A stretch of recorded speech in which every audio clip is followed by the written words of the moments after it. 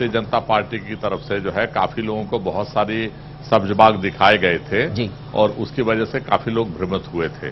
लेकिन ये 5 साल और 10 साल के कार्यकाल में लोगों का मोहभंग हो गया है जी। जो स्वर्णिम मध्य प्रदेश है, वो स्वर्णिम मध्य प्रदेश की तस्वीर आज जो है लोगों के सामने सच्चाई उसकी उजागर हो रही है। हर जगह बगैर पैसे के कोई काम होता नहीं, कहीं भी जाइए जो है आम आदमी चक्कर काटता रह जाता है। जो भीड़ इकट्ठी की जाती है, जो कार्यक्रम सरकारी तौर पर चलते हैं, वो जो है अधिकारियों को जवाबदारी देके जो है वो भीड़ इकट्ठी करके और महिमा मंडित उस कार्यक्रम को किया जाता है। लेकिन अब आचार संहिता लगने के बाद आपने खुद पूरा मध्य प्रदेश के लोग देख रहे हैं कि जहां लोग जो है 2-2, 4-4 घंटे जो है नेताओं का इंतजार करते थे, जो आज शासन में बैठे हैं, आज वो जो है हेलीकॉप्टर में उतर के 2-2 घंटे वहां लोगों का इंतजार करना पड़ रहा है। ये सच्ची तस्वीर है। और मालवा की भी, जो बाहुबली मालवा में अभी तक जीत के चले आ रहे थे, अब की बार उनको भी अंदाजा पड़ेगा, क्योंकि अब युवा वर्ग जो है मध्य प्रदेश का जाग गया है। अब वो समझ रहा है कि वोट की कीमत क्या है और वोट जो है किस आधार पर देना है। तो जिस तरीके से आज से 5 साल पहले और 2 टर्म में जो है वोट ले लिया गया, अब की बार लोग गुमराह होने वाले नहीं हैं। जी जी, राठौर साहब, आप बिल्कुल कह रहे हैं कि गुमराह होने वाले नहीं। हम प्रकाश मीरचंदा जी हमारे साथ बने हुए बीजेपी के प्रवक्ता है भोपाल से। प्रकाश जी, आपने सुना होगा राठौर साहब को, और जैसे कि इस बार हम मालवा की बात कर रहे हैं, मालवा में बीजेपी की स्थिति बहुत ठीक है, बहुत ठीक, मतलब 50 सीटों में से 28 सीटें आपके पास है। लेकिन इस बार की जो स्थिति नजर आ रही है, मालवा की कुछ सीटें आपके लिए चुनौती है, जो आप परंपरागत कांग्रेस की सीटें बनी हुई जिनको आप जीत नहीं पा रहे। 4 बार हो गए उस सीट को आप जीत नहीं पा रहे। कुछ सीटें ऐसी भी है, और जिस तरह से इस बार कुछ सीटों पर आपकी खींचतान आपसी भी नजर आ रही, क्या लगता है आपको, क्या आप मालवा को इस बार सहेज पाएंगे, बचा पाएंगे?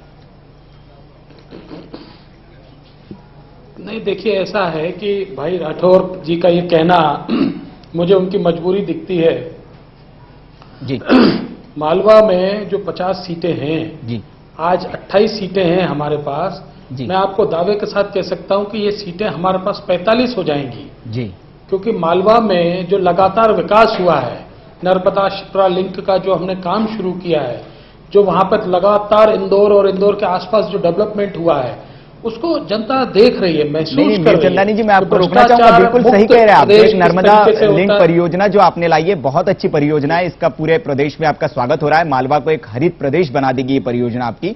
लेकिन हम मालवा पर थोड़ी नजर डालें तो देखें कि यहाँ कई जो आपके आला नेता है, वो अपने मैदान में जाने की बजाय अपने बेटों को टिकट देने के लिए लड़ रहे हैं। आपके कृष्ण मुरारी मोघे जी है, वो भोपाल दिल्ली के चक्कर काट रहे हैं, जो महापौर है, मतलब वहां जमीन पर नजर कम है उनकी, टिकट पर ज्यादा नजर है। तो टिकट में आपसी रस्साकशी ज्यादा नजर आ रही है। ऐसे में कैसे आप मालवा को 45 सीटों तक कैसे पहुंचा पाएंगे? आपकी बात बिल्कुल सत्य है, क्योंकि सबको मालूम है कि तीसरी बार भारतीय जनता पार्टी की सरकार बन रही है। हर आदमी चाहता है मुझे टिकट मिले और मैं विधायक बनूं।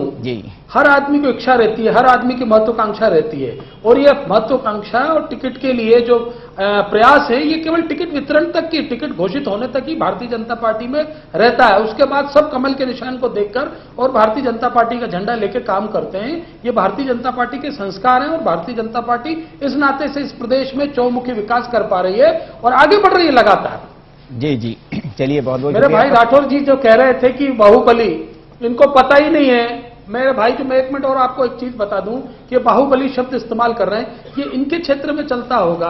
चलिए, वीरचंदानी जी, आप बने रहिए हमारे साथ। प्रतीक श्रीवास्तव जी बने हुए हैं, इंदौर से है, वरिष्ठ पत्रकार है और मालवा की सियासत को बड़े करीब से देखा है इन्होंने, बड़े अच्छे से मालवा की सियासत को जानते हैं। प्रतीक जी के पास हम जाना चाहेंगे। प्रतीक जी, आप दोनों नेताओं को सुन रहे थे और जिस तरह से हम बात कर रहे थे, मालवा को बड़े करीब से आपने देखा है। इस बार 2 बार के सियासी समीकरणों के बाद इस बार किस तरह के वहां सियासी समीकरण बनते दिख रहे हैं? क्योंकि जिस तरह से हम देख रहे हैं कि नेता, जो बीजेपी के नेता है, अपने बीजेपी के हों चाहे कांग्रेस भी, अपने बेटों को टिकट देने के लिए लड़ रहे हैं जमीनी स्तर से हटके। तो आप किस प्रकार से मालवा की सियासत को देख रहे हैं? इस बार क्या गुल खिलाएगी मालवा की सियासत?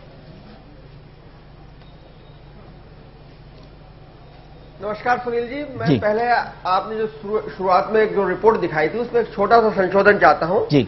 आप 2 मुख्यमंत्रियों के नाम भूल गए हैं, प्रकाश चंद्र सेठी और कैलाश जोशी। ये 2 भी मुख्यमंत्री बने हैं और दोनों मालवा के हैं। प्रकाश चंद्र सेठी बहुत बड़ा नाम रहा है कांग्रेस में और केंद्र में गृह मंत्री भी रहे। कैलाश जोशी भी मुख्यमंत्री, कैलाश जोशी भी बहुत मालवा ने इस तरह से 5 मुख्यमंत्री दिए हैं जी। बहुत बड़ा नाम है, निश्चित रूप से बहुत बड़ा नाम है। कभी चुनाव, एक बार को छोड़ के कभी चुनाव नहीं आ रहे। प्रकाश जी, मैं पत्रकार हूं।